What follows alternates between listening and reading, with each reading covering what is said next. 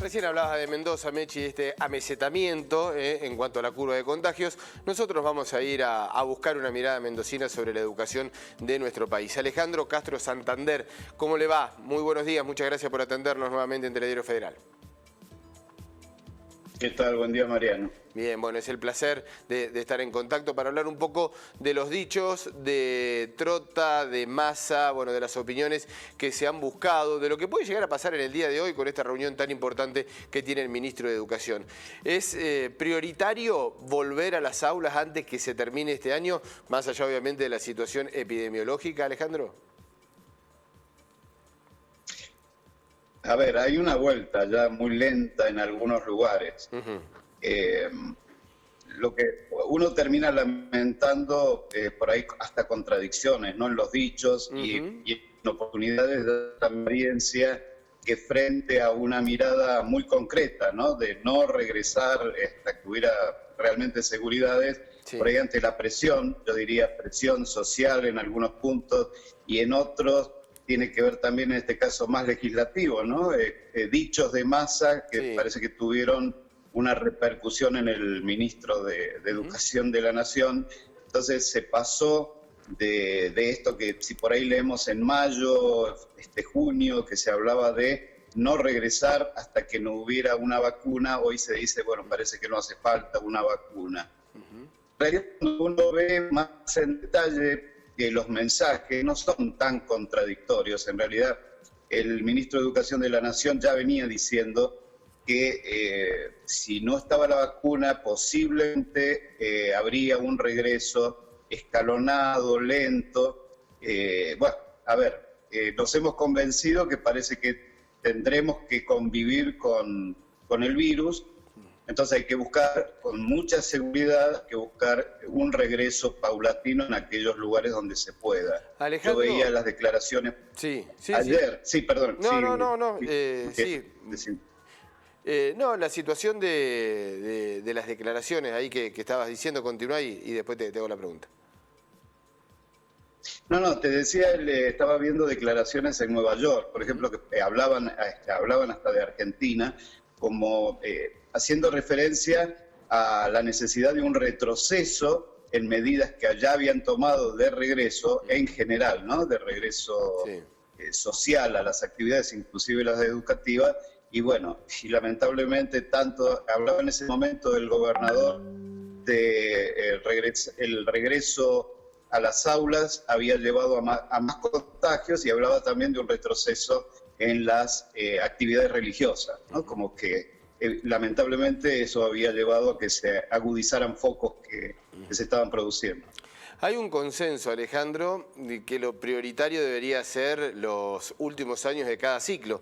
Eso más o menos todos los que trabajan en educación están de acuerdo. Ahora, la pregunta ¿es sí o sí determinante tener contacto áulico de esos cursos antes de pasar al otro ciclo?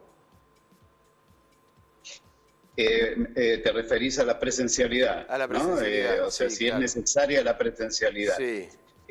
A ver, yo creo que tenemos un problema con aquellos que no se pueden conectar. Claro. Aquellos que sí se pueden conectar pueden seguir, evidentemente pueden seguir. Podés hacer un cambio de ciclo. 7 meses. Podés hacer un cambio de ciclo sin problema.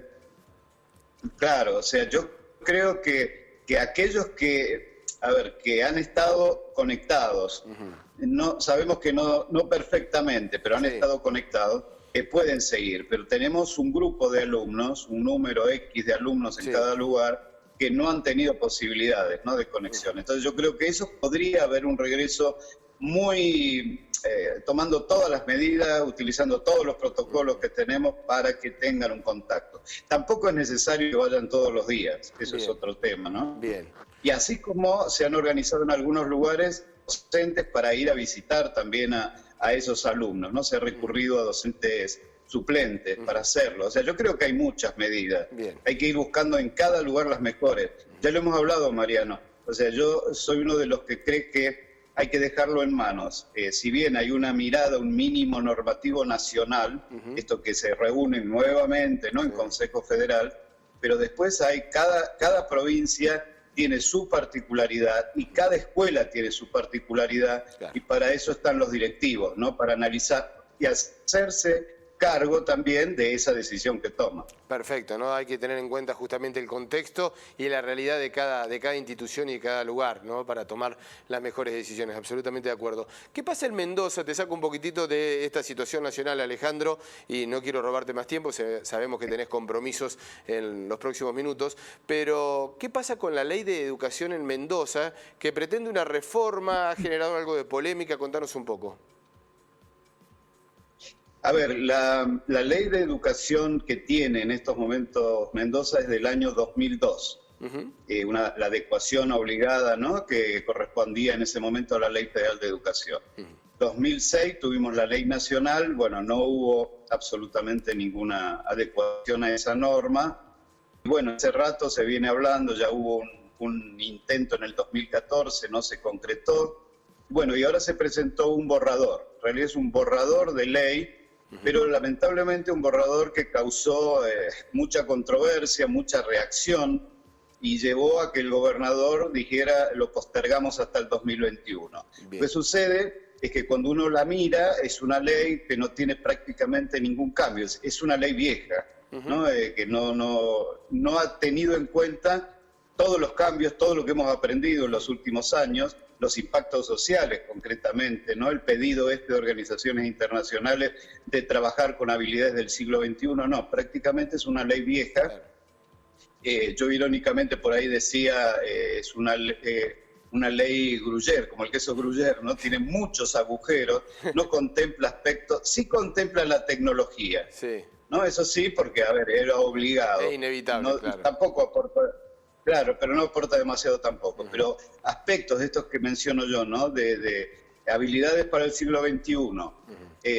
Hablar el tema de la convivencia hoy como un fuerte condicionante de la calidad educativa no tiene una coma. Entonces, bueno, eso de mandar por ahí un borrador para que lo considere la sociedad es más o menos cuando uno compra un electrodoméstico y el control de calidad lo hace uno cuando lo prende, ¿no? A ver si funciona o no. En vez de venir ya con bien trabajado, ¿no?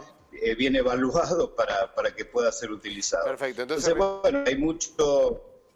Sí, hubo mucha reacción y el gobernador se vio obligado a postergarlo hasta el año que viene. Alejandro Castro Santander, muchísimas gracias por el contacto para con Telediario Federal. Es un placer como siempre. Un gusto, Mariano, que sigas muy bien. Hasta luego.